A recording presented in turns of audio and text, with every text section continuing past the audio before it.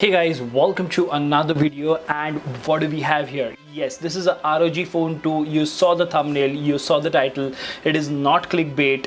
We will talk about it. I've been using it for 2 days and it's going to be a lot of fun. But before we get into all of that, if you haven't already, please subscribe and hit that notification bell icon so that you get notified every time I upload a video. In the description of each video, you will find a link to our Telegram community where you can join us and help us reach 1,000 members. Last but not the least, if you think the hard work is worth the effort, please click on the join button and support the channel. Now without further ado, hello awesome people. Welcome to PhoneOps. My name is Kailash. Let's get going.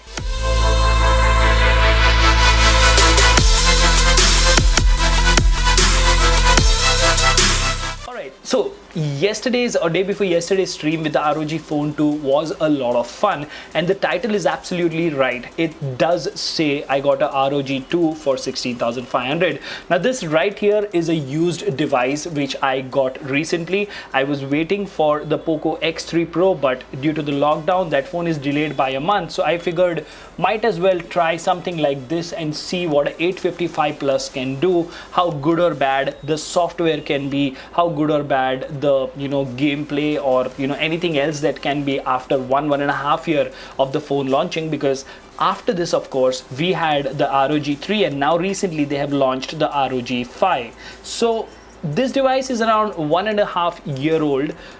I don't know how old the model is, maybe 2 years old, but it is running Android 10 with this heavily, lightly skinned UI. There are a few things. This is going to be a relatively short video in which I'm going to share my experience with you guys, and we will continue to do live streams so that you can come to know that even after doing all the optimizations, can this device game in 2021 or not. So let's start step by step over here. Now, I won't bore you with all the booked specifications, but I'll tell you the things that I noticed the moment I got this device. The front firing dual stereo speakers are amazing. The OLED touch screen is great.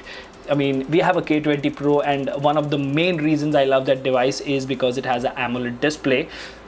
The cameras, yeah, they are there. Very honestly, the cameras on any gaming phone, they are there. Don't expect like flagship level performance even if a gaming device is priced like a flagship. So the cameras, I would prefer the K20 Pro for that, but apart from that, they can get the job done and all the basic things.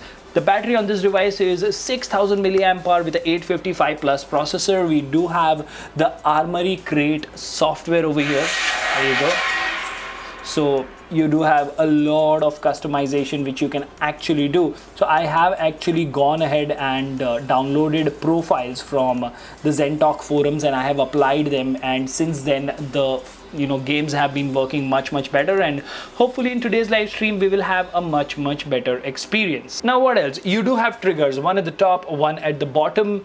So air triggers, something that I don't use, but the triggers are something I personally think that if you're going to play competitive or if you're going to play PUBG on multiple devices, you should not really get used to the triggers, because then you are spoiled and you will need a device with triggers. With all those things out of the way, the main question that remains to be answered is, how does it game? Well, that is sort of a main question, but before that I would like to talk about the software that ASUS provides. Now, I have heard a lot of things that ASUS is very bad when it comes to software, and they don't give proper updates, and even when they give an update to the ROG series, they actually go ahead and mess it up. Well, I sort of agree over there. I would not say that I agree 100%, because if you can see over here, we are on the latest update of this particular phone, Android 10, which is what I got the phone with. So then I went to the first ever ROM version, and then I tried one of their custom ROMs, which is I think Omni ROM. So I did all sorts of things. This is a and B partition device. We do have official TWRP available, but the highlight of this device is in the software, because a lot of the gaming centric features, the control over this device is in the software.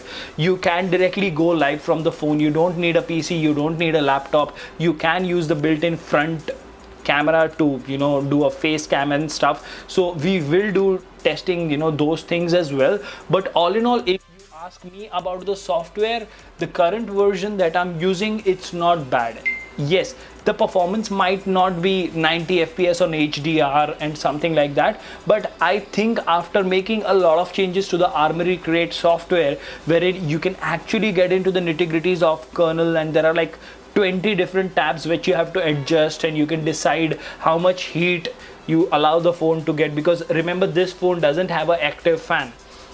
Something like the Lenovo Legion 2 has 2 fans in there. The Red Magic has 1 fan. So this needs a fan to be attached to the back, which comes as the accessory. Of course, I'm not buying it.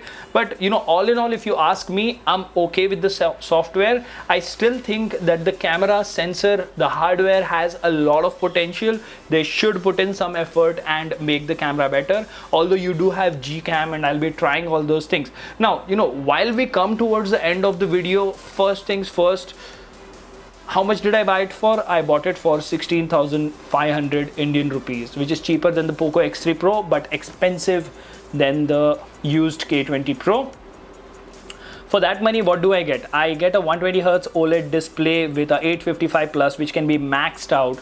Not so good cameras, amazing dual speakers, good touch sensitivity. This display has a 240 Hz touch sensitivity. So all in all, the gaming experience has been pretty great. Okay, if you don't expect it to stay at 90. So if you're playing on 90 FPS in 2021, what will happen is the phone will go to 55, 60, 80, 90, like that. But if you are playing on 60 with the profiles that I have, you will go between 55 and 60, or 50 and 60 at the most. So there were no instances after doing all the changes wherein I noticed that the game is lagging or I don't have a competitive edge. Now that is something I would like to talk towards the end of the video.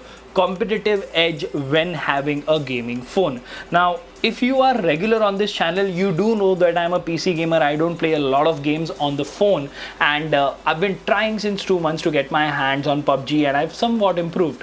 But I'll tell you this, if you look at the first match yesterday, which was a TDM match, I don't know, it's the touch on this device, it's the responsiveness, it's what, I don't know, it's the screen size, but it really makes a difference. I'm not even using the triggers. So probably it's the display size, probably it's the smoothness with which the game is working. But all in all, what I think in today's day and age, if you have the money, say if you have 18 or 19,000 rupees, or even 20,000, if you get a ROG which is in really good shape. Now this one over here is in not such a good shape because the paint has chipped a little bit. I'm okay with that. For 20,000, if you buy a used ROG, even with the stock software, if you get the Armory Crate settings right, one, it looks really great in your hand. It has very good hardware. The gameplay experience is pretty good. And to all those who, you know, keyboard warriors who are going and telling me in the comment section right now that PUBG doesn't work good, that means that this phone doesn't perform, wait for it.